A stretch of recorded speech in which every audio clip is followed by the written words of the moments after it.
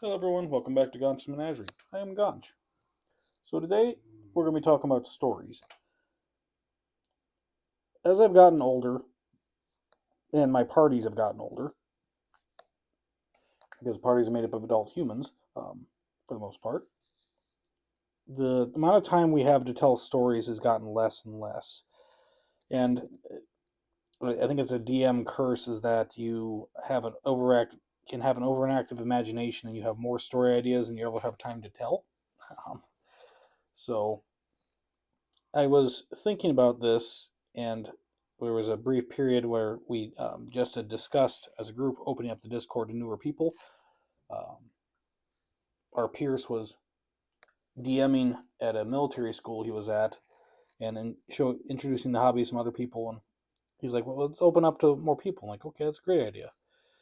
And then I made a job board, find a group, um, discussion board on the Discord, and I started, thinking of some ideas of stories I'd like to tell, and I dropped them in there because the thing is that even though I might not have time to tell these stories, I think they are still good stories, and I'd like to hear them told or someone's take on those stories.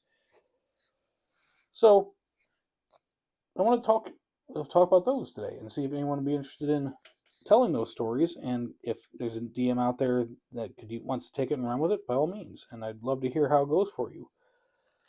So the first story we're going to talk about is called The Phoenixes of the Slums. The setting is a high fantasy metropolis, and all of your players start off as low ranking members of an organization of their and your choice. Be it City Guard, be it Mage Guild, be it Thieves Guild, a Noble House, etc., etc. The key thing is they all start low and come from various backgrounds from within this organization or city and how they came to work in this organization.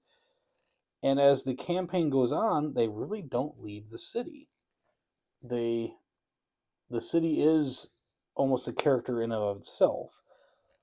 I think I was reading Terry Pratchett's Discworld at the time, and Ankh-Morpork came into play a lot in my head, I think, when working this up. But if as you read these kind of things, and you can tell that some cities do have a distinct personality to them and a flavor all of their own, I'm like, that'd be really kind of cool to tell in a fantasy setting. How would that work out? So I came up with this idea, the Phoenix of the Slums. So the overall arc of the campaign is starting, with low-level tasks befitting peons in an organization or water boys, etc. And slowly but surely, as they complete more missions and they grow in power and prestige within the organization of their choice, they start getting more and more missions, more access to more training, more benefits for being at the level they're at within that organization. I like this too because it can be very role play heavy and not so much combat driven. If you have a party that's into that, your NPCs don't change as much because you're in one setting for the long time. You have different aspects of the city, but they're still you can revisit them over and over again. I don't know about y'all, for the older DMs, how many times you create an NPC and then that's the only time you ever heard of them.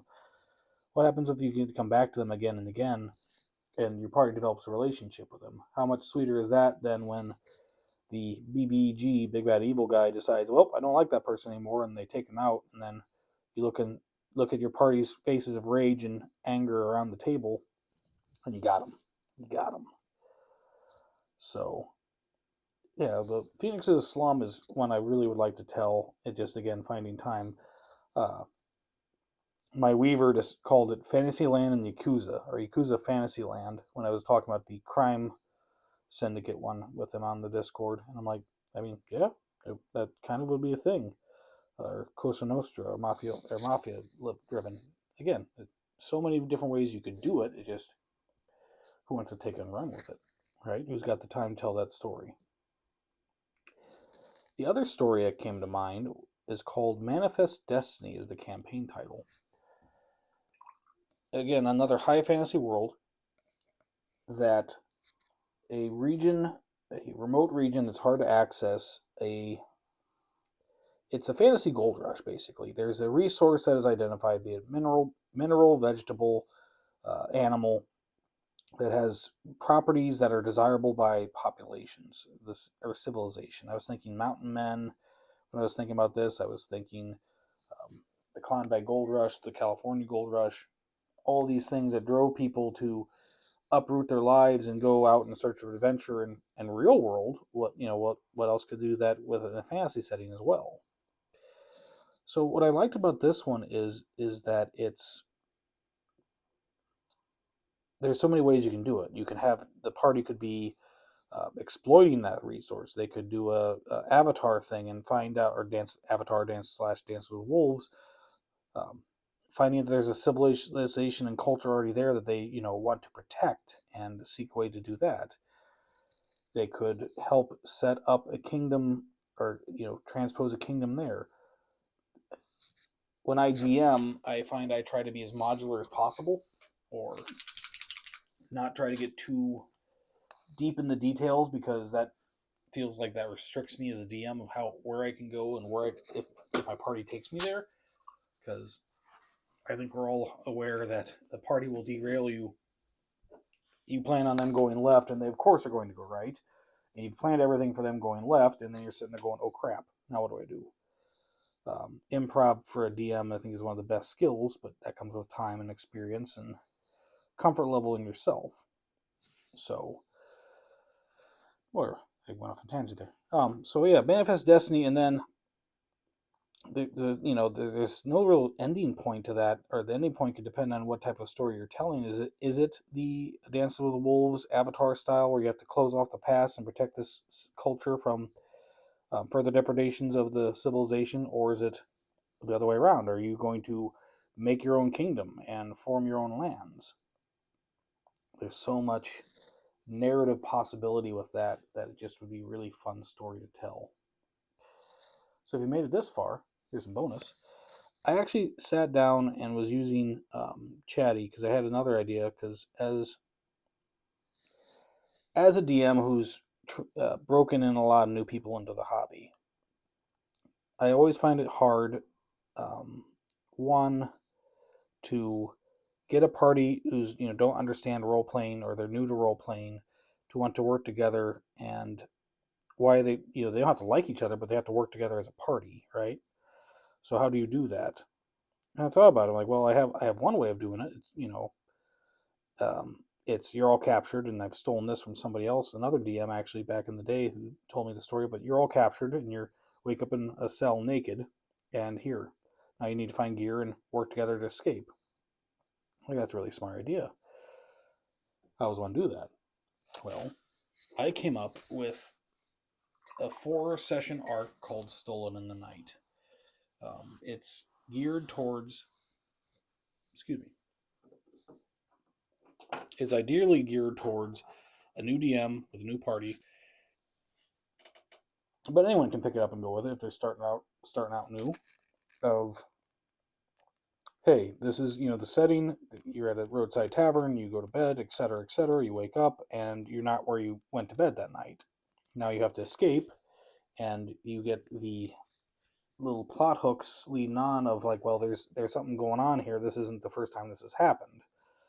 Now you can have a party of murder hobos, or just a party goes to help try to guide, like, well, we need to figure out how to get out of here and get somewhere safe, because we're gonna be marked men if we do escape, or marked people, I should say, if we do escape.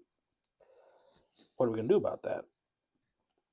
So Stolen Night is, like I said, a four story arc, and it's modular. You can pick it up and drop it any setting, um, any setting, any location you'd like. But the Gansh Lords of Ash style to it is that it's very DM friendly. Right? I think it's DM friendly. This is where the ask is coming in. If anyone's interested in trying to run this, I can provide you the documents if you want to reach out to me on the Discord, because I would love to have someone play test this for me. Because to me it makes sense, right? Because I'm like, okay, this is what I mean. This is what comes up with, etc., etc. If anyone would want to try this out for their own party, getting their own party out the door, I would be really glad to hear, feedback, constructive feedback, I should say, on, hey, this worked. This was, kind of confusing. Could you, clean this up here? Um, because my thing is that every table is different and every group is different and every DM is different. So what works for me in my group might not work for yours. So the intention was to try to make it modular enough that anyone could pick it up and go, okay, this is what I want, and this is the kind of story we're telling. This is what I want to throw in there. But again, I'm comfortable with improv and my own style of DMing. So wanted to see if the document created would actually resonate with someone who maybe is still figuring that out for themselves, or someone who's seasoned but want a nice easy start to their next campaign. So if you're interested in that, feel free to check the Discord in our link down below and let me know. And we can definitely hand those off to you and see what comes back from it. But until then, I hope your dice flow. I can't talk. I hope your dice roll well and your paint flows smoothly. I appreciate you sitting with me today. Talk to you soon.